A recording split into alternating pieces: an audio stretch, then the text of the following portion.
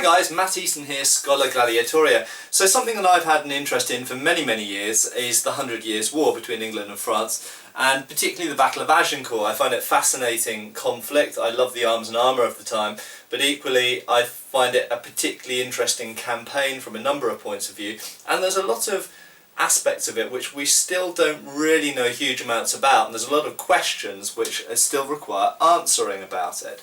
Hopefully in coming months I will be making a few more videos about Agincourt in the build up to the anniversary, the 600 year anniversary of Battle of Agincourt, which was in 1415 of course, and I will tell you more about that when I'm able to.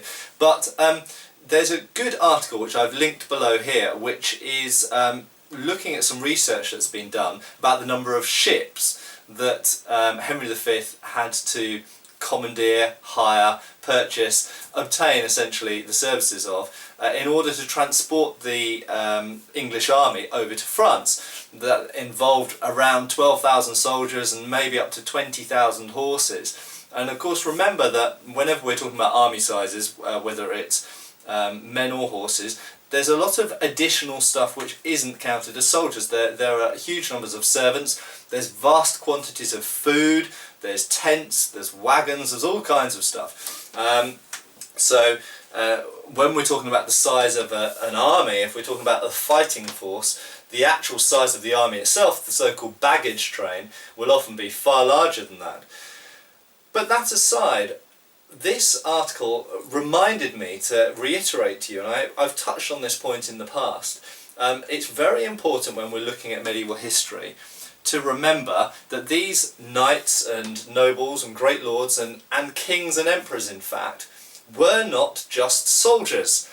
They in fact primarily were administrators. And when you read this article, which I encourage you to do, talking about Henry V's invasion fleet essentially to France, think about the logistics involved. Think about the nightmare of trying to organise hundreds of ships, the vast majority of which you don't own or have any direct control over. You can hire some, you can commandeer some, but this is an incredibly massive undertaking. People often appreciate this in regards to the Second World War, because the point has been made very clearly, you know, prior to the D-Day landings, there was a mind-blowing amount of logistics and work that people had to do at desks and in factories and on farms and in workshops and at barracks to make it all possible. It wasn't just about soldiers getting onto a boat and storming onto a beach.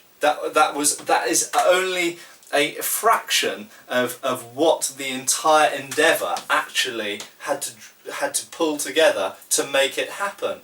It had to bring huge amounts of manpower and manufacturing and supplies and equipment, but additionally huge amounts of brain power and time sitting at a desk, doing the accounts, writing the spreadsheets at the time, writing the inventories and the indenture sheets, and making records of everything. And people often forget that, and they think about a character like Henry V or any great lord or knight of medieval Europe, and they think about them in their armour. They think about the tomb effigy of them in their armour with their sword, and they think of a soldier, they think of the shining knight in armour. But what they forget is these guys didn't spend most of their time fighting.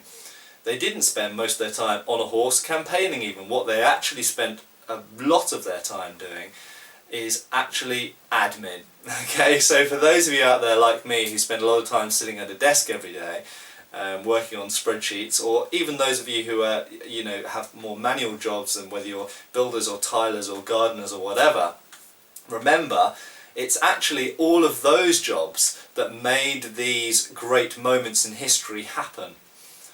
Yes, of course, we should give due credit, full credit, to the soldiers who lay down their lives in things like the D-Day landings, but ultimately none of that would have happened, none of that could have happened without a huge amount of desk work and manual labour to make it happen. Okay, so remember, these knights that we often talk about fighting, and we talk about their weapons and their armour, those knights ran estates. They ran farms, or they ran businesses. Many of them were involved in mercantile business. Many of them were involved actually in legal practice. Some of them were lawyers, some of them were bankers, and many of these people, certainly by the time of Henry V, by the early 15th century, were essentially businessmen. They were businessmen who sometimes fought, and sometimes they fought for fun. But they had to run a business, otherwise they'd go bankrupt. Cheers guys! Click subscribe now and also follow us on Facebook.